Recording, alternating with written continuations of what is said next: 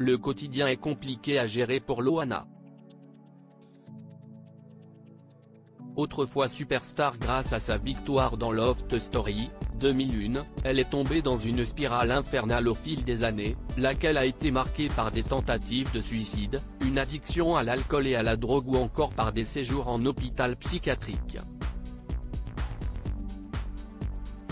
Ce n'est que depuis peu que la célèbre blonde de 45 ans semble avoir relevé la tête de l'eau.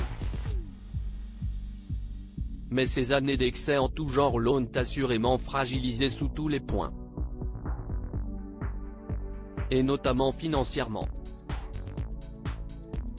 Lors d'une interview accordée au magazine Public, elle a révélé se trouver en difficulté. En tant qu'artiste, si est difficile. Il n'y a plus beaucoup de concerts et d'émissions de divertissement. Aujourd'hui, je suis hors ça.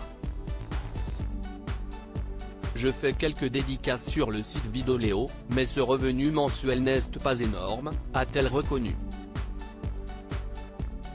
Pour ne rien arranger à la situation, si est la mère de Loana qui rencontre de lourds problèmes financiers. Elle ne gagne que 90 € par semaine et on va devoir partir de chez nous après la trêve hivernale. Il faut que je la place, j'ai trouvé un foyer pour seniors pour dans quelques mois, a-t-elle annoncé. Je suis réellement malade. Après ces confidences pour le moins inquiétantes, Loana a été contactée par Guillaume Janton dans le Morning sans filtre sur Virgin Radio. Ce dernier lui a alors demandé s'il n'était pas possible pour elle de trouver un travail. Bah oui, mais le travail se fait rare, autant pour plein de monde que pour moi. Tu sais, moi si je devais redevenir danseuse sur les podiums, ça me dérangerait pas, lui a-t-elle assuré. Loana ne rechignerait pas non plus à l'idée de devenir caissière ou boulangère par exemple. Mais problème, sa condition l'empêche de travailler. Celle-ci fait partie de la liste des maladies invalidantes reconnues par la MDPH.